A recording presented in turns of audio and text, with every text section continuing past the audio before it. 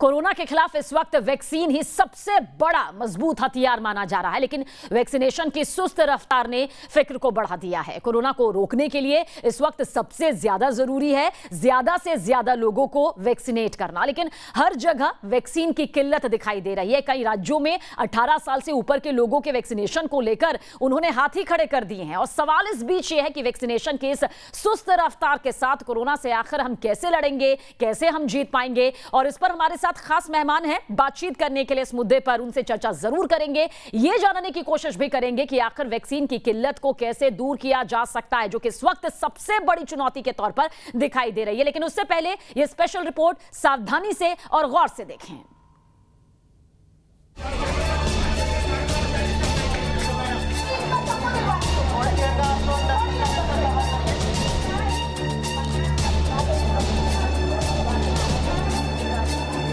Vaccination के तीसरे चरण को शुरू हुए 10 दिन बीत चुके हैं, लेकिन 18 साल से ज्यादा उम्र वालों को वैक्सीन नहीं मिल पा रही। हर जगह वैक्सीन के लिए मारामारी है।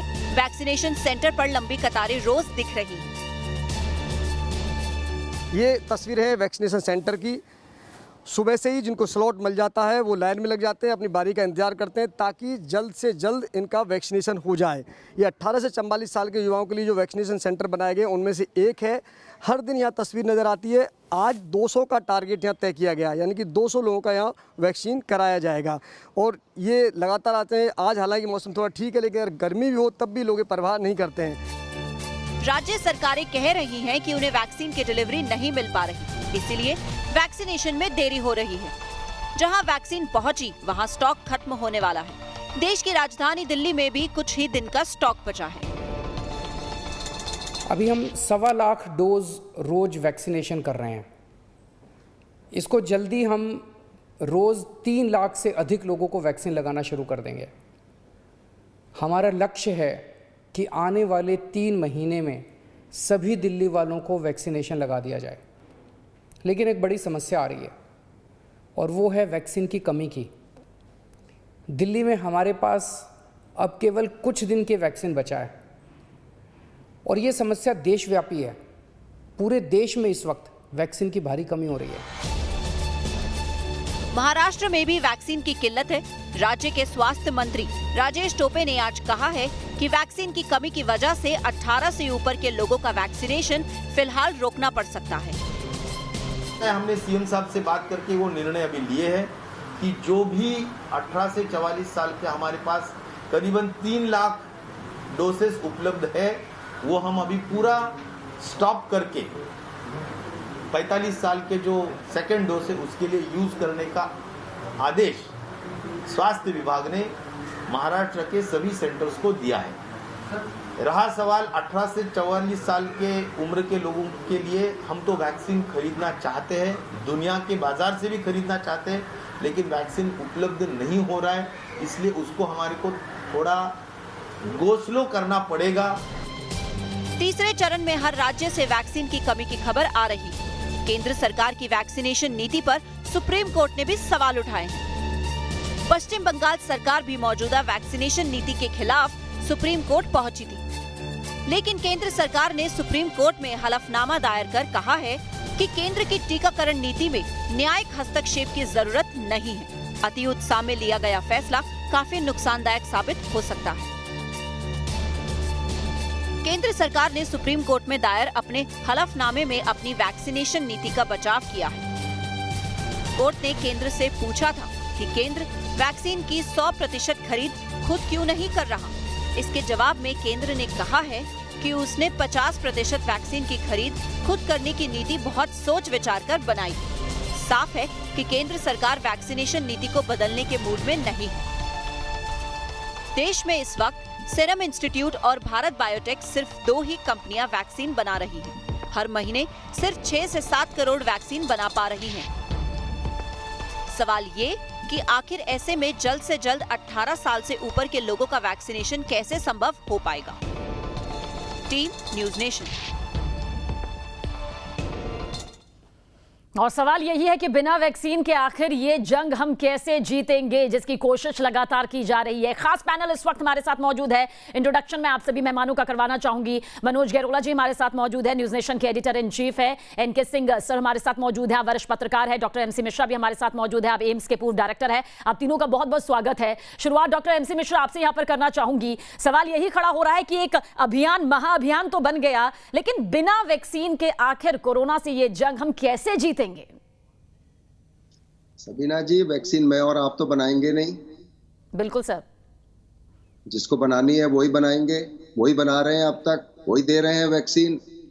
हम अगर हथेली पे सरसों उगाना चाहते हैं वो हमारी प्रॉब्लम है, वो हमारी समस्या है। हथेली पे सरसों उगती नहीं है, तो हमें ये समझना होगा जितना चादर है उतने ही पैर फैलाएं तो अच्छा है। हमारे चिल्लाने से, ये कहने से हमको इतनी डोज मिल जाए तो हम पूरी दिल्ली को वैक्सीनेट कर दें या पूरे भारत को कर दें। इतनी बड़ी आबादी में 28 राज्य हैं, 9 यूनियन टेरिटरीज हैं, इतनी जनसंख्या है, वैक्सीन की उपलब्धता अभी नहीं है पूर्ण रूप से, और आगे 2 महीने होगी भी नहीं।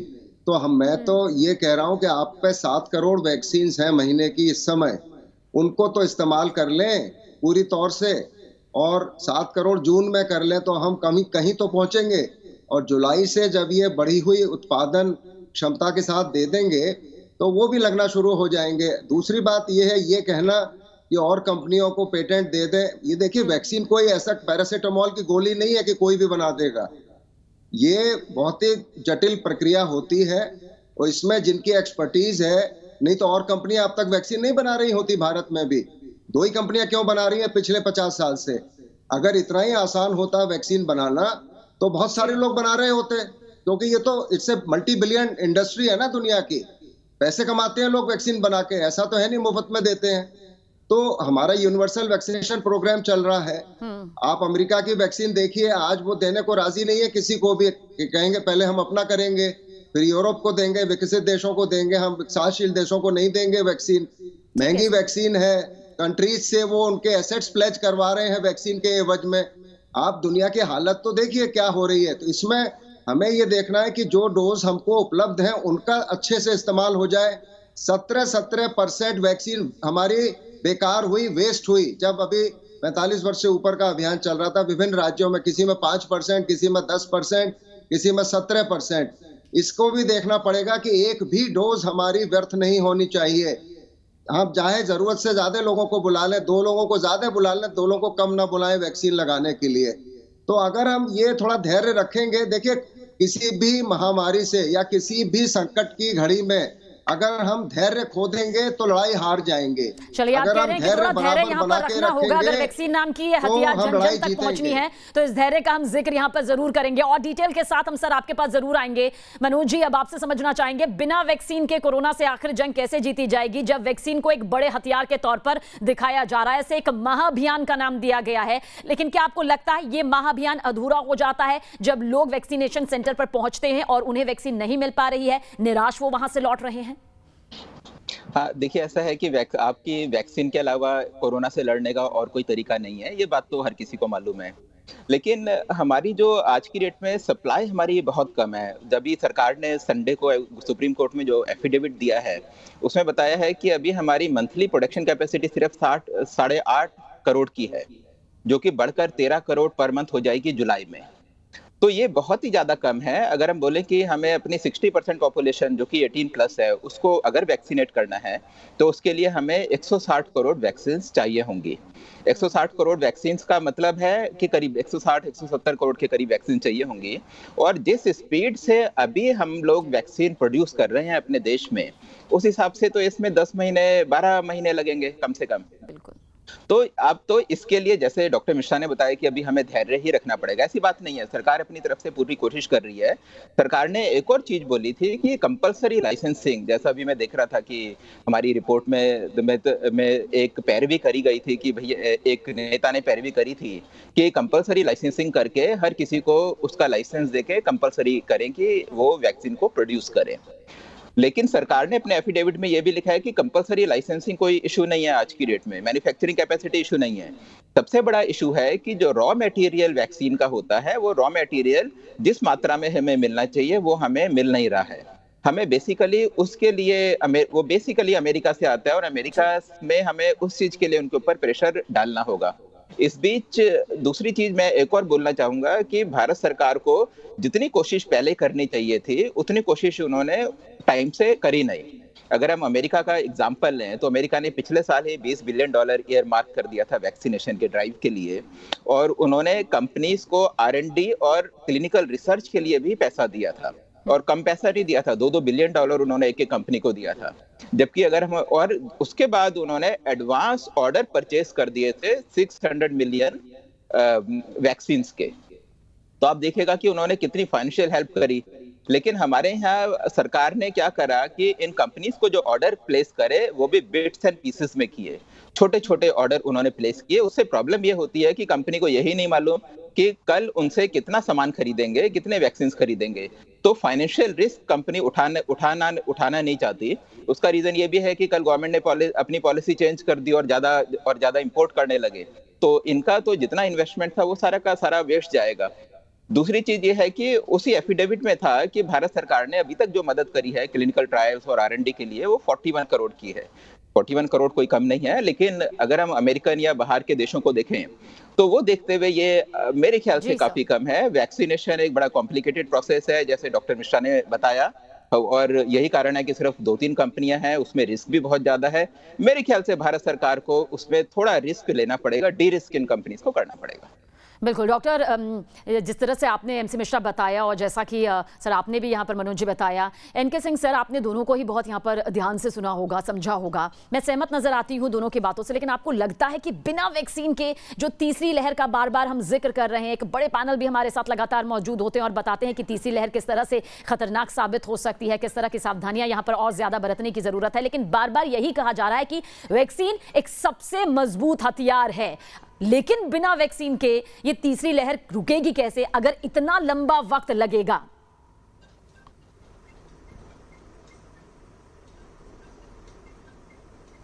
सबीना, तीसरी तो हम बाद में देखेंगे, पहली तो दूसरी से निपट लें। वार्प स्पीड, जब ट्रंप थे प्रेसिडेंट तो वार्प स्पीड नाम का ये शुरू किया था वैक्सीनेशन प्रोग्राम, और आपको ताजुब होगा कि न केवल फाइजर बल्कि मॉडर्ना को भी दिया था और हैवी फाइनेंस किया था फाइजर को, मॉडर्ना को, जो कि mRNA प्लेटफॉर्म पे थे। उसके अलावा एस्ट्राजेनिका को दिया था, उनको भी सपोर्ट किया था, ऑक्सफोर्ड यूनिवर्सिटी को भी सपोर्ट मिला था। तो आप समझ सकती हैं कि कितने पहले से हम उसकी प्लानिंग करते हैं। यहाँ पे आप गौर करेंगी कि वैक्सीन के लिए हम आत्ममुक्ता में थे, और हमने कभी भी पिछले साल जब ये लगभग तय हो गया कि वैक्सीन आ रही है, एस्ट्राजेनिका ने प्रेस कॉन्फ्रेंस करके बताया, mRNA प्लेटफॉर्म भी सही हो गया, आपका उसका भी आ गया, वायरस वेक्टर भी आ गया, और ये भी प्रोसेस शुरू हो गया कि नहीं साहब इसमें इनएक्टिवेटेड वायरस वाले भी आ गए हैं। सारे कम से कम 5 प्लेटफॉर्म उस समय तैयार थे वैक्सीन के, जो कि लगभग टेक ऑफ की पोजीशन में थे। क्या उस समय आपको ट्रेजेक्ट्री नहीं देखना था? आपने बिल्कुल ब्लंडर किया है, कोई डिफेंसिव होने की जरूरत नहीं है। हकी अब जरा सा ग्राफ देख लीजिए, जो कहा जा रहा है कि साहब वैक्सीन बेकार हो रही है, वैक्सीन हेजिटेंसी इनिशियल स्टेज पे अमेरिका में भी रही है, अगर हिंदुस्तान में रही तो कैसे रही है? आप जरा उसका ग्राफ देखेंगे तो आप चौंक जाएंगे। आपको ताजुब होगा कि पहले जब 16 जनवरी से शुरू हुआ तो पहले 15 दिन में 2,40,000 वैक्सीन पर डे लगते थे। जैसे ही फरवरी आया ये बढ़ के 10 लाख हो गए, और जैसे ही मार्च आया ये 16 लाख हो गए। अप्रैल में ये आप ताजुब करेंगे 30 लाख पर डे लगने लगे। क्या आपको ये ट्रेजेक्ट्री नहीं मालूम है? क्या आपको नहीं मालूम है कि कंजम्पशन पैटर्न का जब ग्राफ बनाएंगे तो प्लेटू कहां पे आएगा? आपको इतनी समझ तो होनी चाहिए थी ना। तो लिहाजा अचानक आप एक इल्हाम आता है, आपका हेल्थ सेक्रेटरी कहता है 7 अप्रैल को कि नो साहब vaccine is meant for those who need it, not for those who want it. बड़ा अच्छा जुमला उसने कहा, लेकिन आप ताजुब करेंगे कि 12 दिन बाद देश का मुखिया यह ऐलान कर देता है कि no everybody will get it, every adult will get it. कौन सा मैथमेटिक्स था जब आप वैक्सीन प्रोडक्शन का ऑगमेंटेशन नहीं कर रहे हैं तो आपने अचानक 60 करोड़ को ऐड क्यों कर दिया? इसके लिए तो कैपेसिटी ऑगमेंटेशन के लिए पहले से आपको करना था, लिहाजा आपने ब्लंडर किया है। वैक्सीन के प्रोसेस में इतना बड़ा ब्लंडर दुनिया के किसी इतिहास में नहीं हुआ है। अब एक ही आपके पास उपाय है, इस समय भी आपके पास बहुत कुछ बिगड़ा नहीं है। अगर इस समय मैं कल का रिपोर्ट देख रहा था और मैंने सुप्रीम कोर्ट का भी देखा है, इस समय आपके पास मुश्किल से 8 करोड़ वैक्सीन पर मंथ हो रही हैं। आप जरा सोचिए, 8 करोड़ में 25 लाख भी नहीं होता है, आपको कम से कम 25 करोड़ वैक्सीन बनाना पड़ेगा। 80 लाख वैक्सीन पर डे नहीं लगेंगे तो 6 महीने में यह पॉसिबल नहीं है। लिहाजा कोरोना से अगर जीतना है तो सिर्फ एक ही तरीका है, 25 करोड़ वैक्सीन पर मंथ बनाएं और ऑल 4 प्लेटफॉर्म्स, और खास करके ये दोनों प्लेटफॉर्म जो हैं, इन दोनों को कम से कम यूज करें और इन दोनों जो मैन्युफैक्चरर्स हैं इनको हर फैसिलिटी प्रोवाइड करें ताकि वो बनाना शुरू करें। एक ने दबाव के कारण देसी छोड़ दिया, पर अगर देखा जाए तो कितना मुमकिन ये नजर आता है। इस क्या ये समय पूरी आपका डिटेल एक होगी? दूसरी बिल्कुल सर, आपके पास आएंगे सर, और जानकारी आपके जरिए जरूर, आप सभी के जरिए हम दर्शकों तक पहुंचा रहे हैं और मकसद भी यही है कि पूरी तस्वीर, सही तस्वीर पहुंच पाए। डॉक्टर एनसी मिश्रा, आप यहाँ पर सुन भी रहे हैं, एनके सिंह सर ने पूरी डिटेल के साथ, पूरे आंकड़ों के साथ यहाँ पर बताया कि कितनी जरूरत है पर डे के हिसाब से, किस तरह से ये पूरा पर डे अगर बनेगा तब जाकर जन जन तक वैक्सीन पहुंचेगा। सर, दूसरी लहर से निपटने में हमें मुसीबत आ रही है, तीसरी लहर का जिक्र बार बार यहाँ पर किया जा रहा है, कितना सहमत आप नजर आते हैं और क्या कुछ आप इसमें ऐड ऑन करना चाहेंगे सर? इसमें तो कोई संदेह किसी को नहीं होना चाहिए कि जितनी ज्यादा वैक्सीन की डोजेज उपलब्ध होंगी उतना ही जल्दी टीकाकरण अभियान में गति आएगी, उतने ही जल्दी ज्यादातर जनसंख्या को टीकाकरण हो पाएगा। लेकिन हमको ये भी समझना है कि इतनी बड़ी आबादी अमेरिका से कंपेयर करना उचित नहीं होगा। उनके यहाँ 4 महीनों में 16 दिसंबर से वहाँ शुरू हुआ था वैक्सीनेशन और आज 16 मई के आसपास हम पहुँच रहे हैं, तो करीब 4 महीने इस साल के और आधा महीना उस साल का मिला के 5 महीने में वहाँ भी कोई 40% यूएस पॉपुलेशन को 2 डोजेज वैक्सीन की मिली हैं और अभी आगे मिलती रहेंगी वहाँ पे। लेकिन उनके चूंकि जनसंख्या हमसे 1/4 है तो वो अच्छी स्थिति में है और दूसरे विकसित देश भी हमसे ज्यादा अच्छी स्थिति में है, सिंगापुर है, इजराइल है, लेकिन इनसे हमारा कोई तुलना नहीं की जा सकती। जिस तरह का हमारा देश है, बड़ा देश है, बड़ी जनसंख्या है, लेकिन ये अवश्य हम लोग भी शुरू से कह रहे हैं, अप्रैल के शुरू से ही कह रहे हैं कि हमें अभी भी अगर संभव हो सकता तो 1 करोड़ रोज लोगों को टीका लगे, वो हम अगर टारगेट पा पाए, जो अगस्त में मिल जाए हमको, वो अगर वो भी तो 30 करोड़ महीने में आप लगा दें, 24/7 लगाएं सबको, तो हम दिसंबर तक एक बहुत साइजेबल पॉपुलेशन को टीकाकरण कर पाएंगे। क्योंकि हम जितना मर्जी कह लें, हम जितना मर्जी इस पे अपने बाल नोच लें कि भाई क्यों नहीं वैक्सीनेशन हो रहा, लेकिन इतनी बड़ी जनता को वैक्सीनेट करने में समय लगेगा। चाहे वैक्सीन उपलब्ध हो तो भी समय लगेगा, अभी तो उपलब्ध ही नहीं है। मैं तो ये कह रहा हूँ कि 8.5 करोड़ अगर हमारे पास है मई के महीने में, क्या हम 8.5 करोड़ लगा पाएंगे मई में? आज हमारे 10 दिन मई के हो गए हैं, क्या 20 दिनों में हम 8.5 करोड़ लगाएंगे? 43 लाख वैक्सीनेशन मैक्सिमम हुए 1 अप्रैल को। सबसे that is the maximum vaccination we have done in 1 day, single day. उसके बाद कमी होते गए। अब हम अगर टारगेट करें, और ये दे रही हैं अगर कंपनियां हमको इतनी डोजेज मई में दे दें, तो मई में हम 8.5 करोड़ लगा दें। जी सर, आज 17 करोड़ से ऊपर हम पहुंच गए हैं। अगर 8.5 ये हो जाएंगे, 24-25 हो जाएंगे, कोई दो राय नहीं। रणनीति को और मजबूत बनाना होगा क्योंकि वैक्सीन गुल नजर आ रही है, राजनीति फुल नजर आ रही है और ये एक अच्छा संकेत यहाँ पर फिलहाल दिखाई नहीं देता है। मनोज जी, क्या कुछ आप कहेंगे? केंद्र की वैक्सीनेशन नीति आपको कितनी सही नजर आती है और इसमें कौन कौन सी ऐसे पॉइंट्स भी आपको नजर आते हैं जो खामियों के तौर पर दिखाई देते हैं? क्योंकि भ्रम तो हटा दिया गया वैक्सीनेशन को लेकर जो शुरुआत में यहाँ पर फैला था, लेकिन भ्रम फैलाने के बाद जो हाई जोश नजर आ रहा है, वो जोश कहीं ढीला ना पड़ जाए, उसके हिसाब से आप क्या कुछ कहेंगे केंद्र की वैक्सीनेशन नीति को लेकर? देखिए, ऐसा है कि जो हमारी केंद्र की नीति है, वो हमारी नीति हमारा जो किसी भी ऐसे किसी भी टाइम पे जो हमारी नीति होती है, पॉलिसी होती है, उसी को देखते हुए है। ये जो एपिडेमिक है, ये जो पेंडेमिक है, पेंडेमिक के लिए जो स्पेशल ड्राइव करना चाहिए, पेंडेमिक के टाइम हमें ये नहीं देखना चाहिए कि अगर हमने किसी कंपनी को ज्यादा पैसा दे दिया तो सीएजी क्या बोलेगी, आज के 5 साल के बाद सीबीआई क्या बोलेगी। आपने देखा होगा कि सुप्रीम कोर्ट ने पूछा कि आपने सेंट्रल गवर्नमेंट से एक क्वेश्चन पूछा कि आपने ये बताइए कि आपने भारत बायोटेक को और सीरम को कितना पैसा दिया। तो ये एक इंडिकेशन है। इस तरीके के सवाल जब कोर्ट पूछता है तो डिस्करेज करता है गवर्नमेंट को अपनी ड्राइव को आगे बढ़ाने के लिए, कंपनीज को फंड करने के लिए। अगर हम अमेरिका से कंपेयर करें तो अमेरिका ने मॉडर्ना को $2 बिलियन पहले दे दिया था R&D और क्लिनिकल ट्रायल के लिए सिर्फ। मतलब उन्होंने 14,000 करोड़ रुपए सिर्फ क्लिनिकल ट्रायल और R&D के लिए दिए थे एक कंपनी को, और ऐसे कई सारी कंपनी को उन्होंने पैसा दिया। वहां तो ऐसा कभी नहीं आया कि साहब इसमें सीबीआई की इंक्वायरी हो गई, कल इसकी कोर्ट उस पर क्वेश्चन करेगी। मेरे को तो आश्चर्य हो रहा है कि सरकार उस बड़ा खुशी खुशी बता रही है कि हमने सिर्फ 41 करोड़ रुपए दिया है, 41 करोड़ रुपए सिर्फ दिया है। अगर कोई और देश होता तो वो कहता है यार क्या इतनी बड़ी महामारी हो गई और ये सिर्फ $10 मिलियन की बात कर रहे हैं, 10 मिलियन भी क्यों, बल्कि उससे भी कम। तो और हमारे यहाँ लेकिन यही चीज ठीक है जी, देखो हम कितने शरीफ हैं, हमने कुछ पैसा नहीं दिया।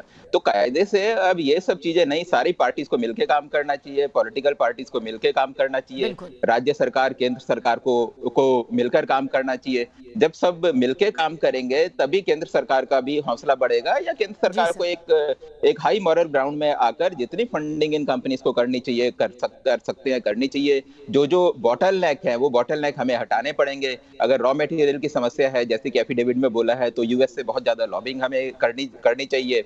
और अगर मान लीजिएगा कि एक ही अगर कंपलसरी लाइसेंसिंग अगर इफ इट इज पॉसिबल तो हम जितनी भी कंपनीज को हम चाहे जितनी भी कंपनीज हो सकती हैं उनको हम ये इंश्योर करें कि वो भी इस वैक्सीन को प्रोड्यूस करें, तो वही एक तरीका होगा कि वैक्सीन हमारे सामने आएगी।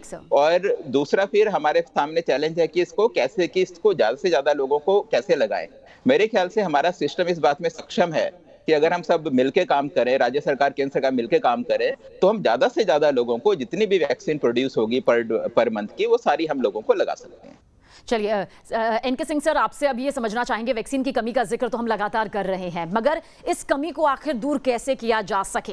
जैसे कि डॉक्टर MC मिश्रा ने भी यहाँ पर कहा कि बाकी कंपनीज को ऐसे ही नहीं दिया जा सकता, ये कोई मेडिसिन नहीं है जिसको बनाने के लिए बाकी कंपनीज को दे दिया जाए। लेकिन फिर क्या फॉर्मेट यहाँ पर होना चाहिए, क्योंकि कमी तो दूर करनी होगी, अचानक से कोई चमत्कार होगा नहीं। क्या आप इसका फॉर्मेट मानते हैं?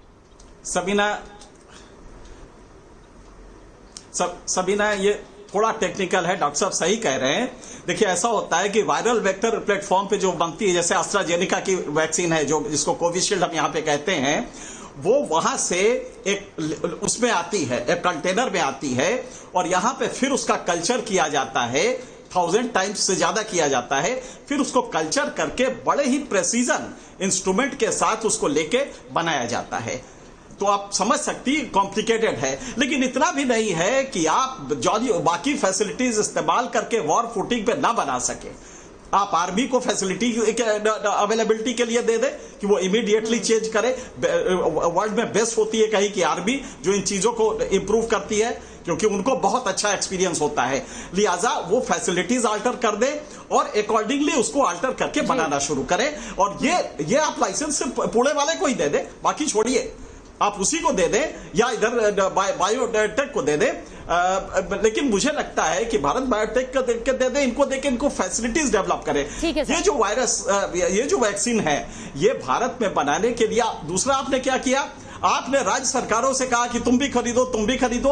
अरे ये सेंट्रलाइज्ड परचेज कीजिए, वरना बफर स्टॉक नहीं है। बफर स्टॉक के लिए सेंटर्स खत्म हो रहे हैं। जो सबसे बड़ी अगली दिक्कत आ रही है, आप प्रोड्यूस भी कर लेंगे तो बफर, क्योंकि केंद्र का वो सेंटर स्टेट कह रहा है कि भाई हम अपने प्राइवेट हॉस्पिटल के लिए हम क्यों बफर स्टॉक रखें, ये नई प्रॉब्लम आ गई है। लिहाजा आप समझे सेंट्रलाइज्ड परचेज करें और वहीं से ऑर्डर प्लेस करें, वहीं से देना शुरू करें। यही एक उपाय आपके पास बना है। जब तक निचोड़ नहीं निकलेगा तब तक वैक्सीनेशन की कमी का जो बार बार हम जिक्र कर रहे हैं उसकी वो तैयारी नजर नहीं आ पाएगी जिसकी उम्मीद पूरा देश उस वक्त कर रहा है। डॉक्टर MC मिश्रा, आपसे बहुत जल्द ये समझने की कोशिश करेंगे कि नए वैक्सीन को आखिर मंजूरी में इतनी देरी क्यों मिल रही है, और साथ ही बच्चों की वैक्सीन कब तक आएगी, क्योंकि पेरेंट्स सबसे ज्यादा फिक्रमंद अपने बच्चों की सेहत को लेकर हैं। देखिए 12 से 18 में आने में कोई समस्या नहीं है। भारत बायोटेक ने ऑलरेडी वो ट्रायल शुरू कर दिया है और बहुत जल्दी ही सेफ्टी देखनी है सिर्फ बच्चों में। देखिए वैक्सीन टिटनेस का टीका जो हमको लगता है, आपको चोट लगती है, आप इमरजेंसी में जाते हैं, सेम वैक्सीन है, बच्चों में भी वही लगती है, हमको भी वही लगती है। वही गर्भवती महिला को लगेगी, वही स्तनपान कराने वाली महिला को लगेगी। केवल चूंकि ये ट्रायल्स में पार्टिसिपेट नहीं किया था इन लोगों ने, तो इसलिए कंपनीज ये नहीं कह सकती कि सेफ्टी इनमें है कि नहीं। तो वो सेफ्टी असेस हो रही है, अब प्रेग्नेंट विमेन में भी हो रही है, लैक्टेटिंग मदर्स में भी हो रही है, बच्चों में भी 12 से ऊपर के हो रही है। तो मुझे कोई संदेह नहीं है कि जुलाई के बाद इनको भी अलाउ हो जाएगी वैक्सीन। फाइजर की ऑलरेडी अलाउ हो गई है, एफडीए ने उसको अप्रूवल दे दिया है, एस्ट्राजेनेका को भी दे रहे हैं और भारत बायोटेक को भी दे रहे हैं। दूसरा भारत बायोटेक आने वाले वक्त में तस्वीर और ज्यादा बेहतर होगी, क्योंकि वैक्सीन का गुल होना दिक्कत पैदा कर सकता है और जिस तरह का हाई जोश इस वक्त देश की जनता में नजर आ रहा है, उसके लिए जल्द से जल्द जरूरी है एक मजबूत ब्लूप्रिंट का सामने आना। बहुत बहुत शुक्रिया आप तीनों का इस चर्चा में शामिल होने के लिए। ये तमाम बातें यहां पर बताने के लिए आम हो सकती हैं, लेकिन है बेहद खास, इसमें कोई दो राय नहीं।